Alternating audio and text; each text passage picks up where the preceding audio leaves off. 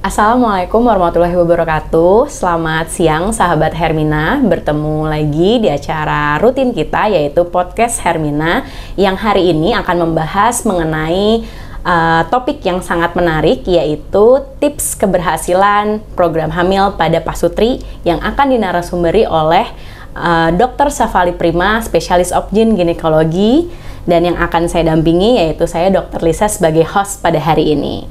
Untuk pertama-tama kita akan membahas ya dok ya mengenai tentang tips bagaimana program hamil untuk pasutri yang mungkin baru ingin merencanakan dok. Mungkin bisa dijelaskan dok, apa sih dok yang pertama kali atau langkah awal bagi pasutri yang ingin melakukan program hamil? Silakan dok. Oke, selamat siang sahabat Hermina. Perkenalkan saya Dr. Prima, dokter spesialis kandungan di Rumah Sakit Hermina Jatinegara. Menjawab pertanyaan Dr. Lisa, langkah-langkah awal sebelum itu kita harus tahu dulu pengertian program hamil. Program hamil tuh kaitannya dengan infertilitas. Infertilitas berarti dalam dunia awam mungkin disebutnya belum mempunyai keturunan. Nah, jika infertilitas tidak memiliki keturunan dalam 1 tahun pernikahan, sudah berhubungan rutin tapi tanpa menggunakan KB, itu kita sebut infertilitas. Jadi kita melakukan program hamil jika dalam 1 tahun pernikahan, jika belum diberikan keturunan. Jika karena dari penelitian teori mengatakan bahwa dalam 80% kehamilan akan terjadi jika melakukan hubungan secara rutin.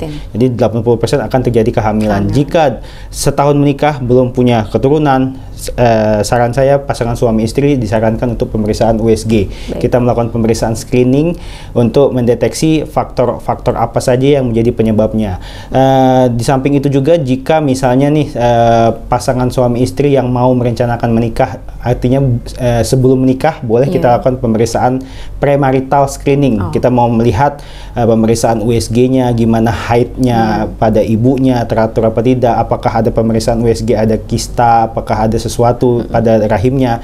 Itu lebih kita sarankan untuk dilakukan pemeriksaan awal, screening awal. Jadi kita bisa mendeteksi nih, kalau udah dari awal kita udah atasin duluan kan, nanti ketika mau menikah biar lebih cepat untuk diberikan keturunan. Itu langkah awalnya gitu. Baik dokter, untuk langkah awal ya dok ya. Lalu yang kedua dok, untuk pemeriksaannya selain USG dok, apa saja yang mungkin nanti akan direkomendasikan atau disarankan untuk pasutri yang ingin melakukan program hamil?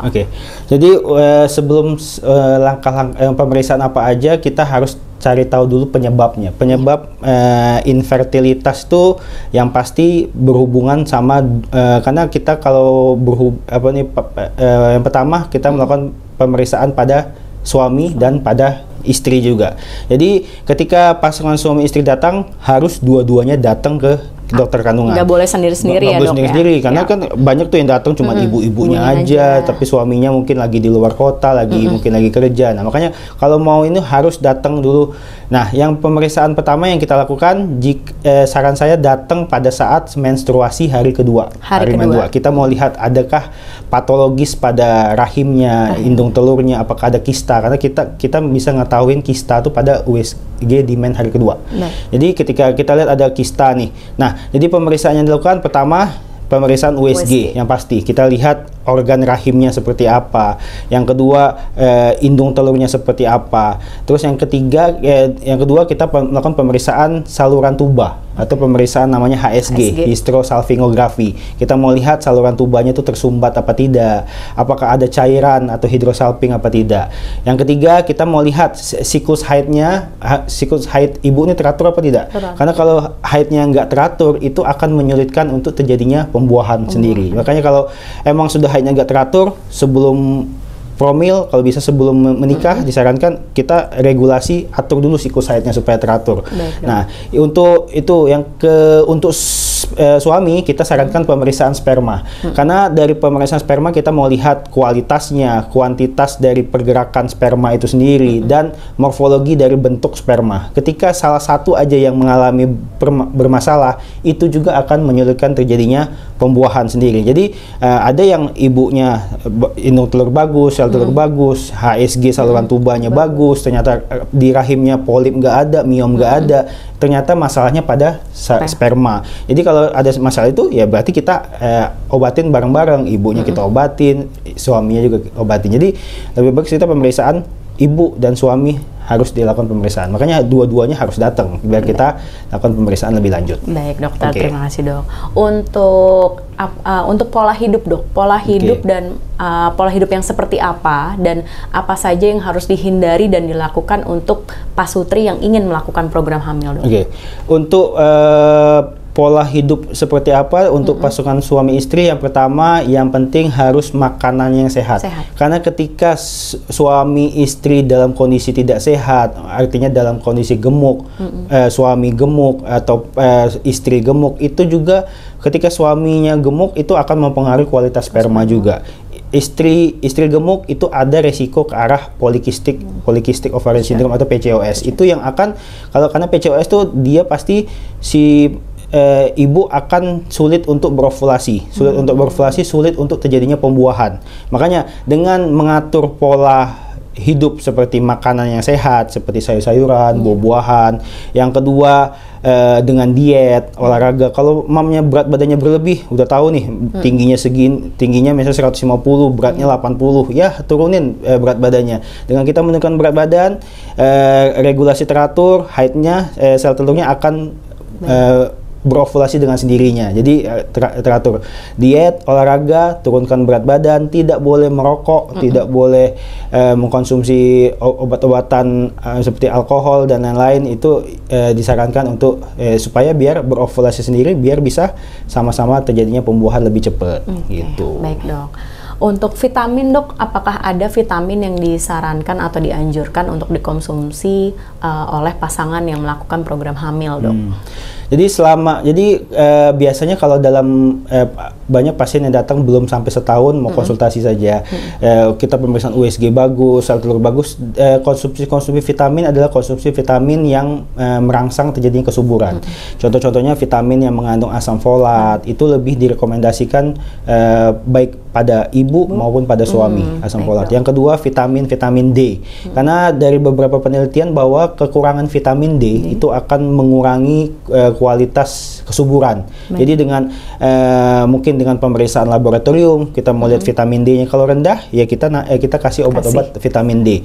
Yang ketiga vitamin E. Vitamin E juga untuk meningkatkan kesuburan. Jadi banyak obat-obat yang mengandung vitamin E boleh dikonsumsi, baik asam folat, vitamin D, vitamin E, boleh dikasih zinc juga boleh dok. Zinc tuh contohnya pada makanan alami, contohnya kayak toge atau kerang, itu lebih direkomendasikan pada pasangan-pasangan suami istri yang ingin program hamil secara alami. Baik dokter.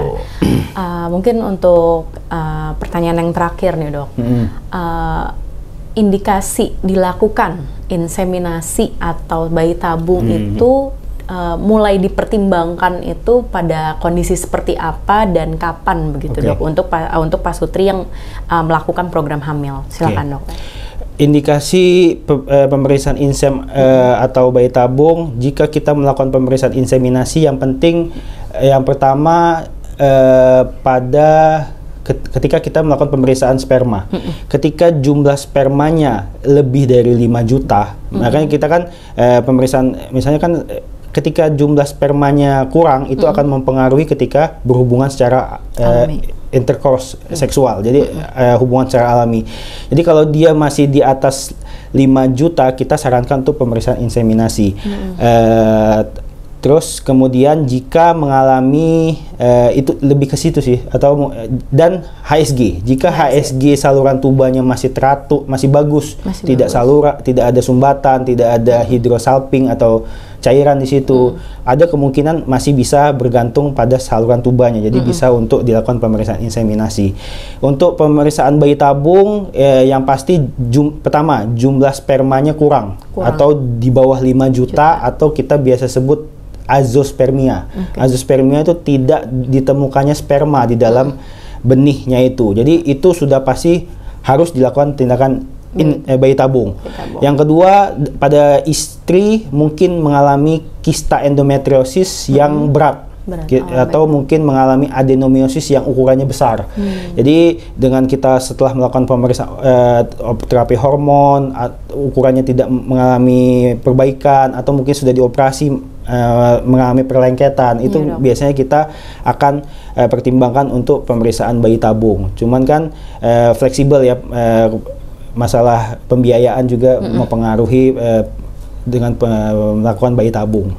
Gitu. Baik dokter, mungkin udah cukup banyak ya dok ya yang dibahas di topik kali ini. Sebelumnya saya ucapkan terima kasih banyak dokter Prima untuk waktunya. Untuk jadwal dokter Prima bisa dicek di mobile apps, di web dan di call center Hermina Jatinegara.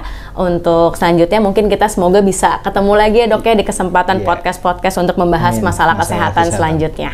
Oke, terima kasih banyak ya dok ya. Wassalamualaikum warahmatullahi wabarakatuh.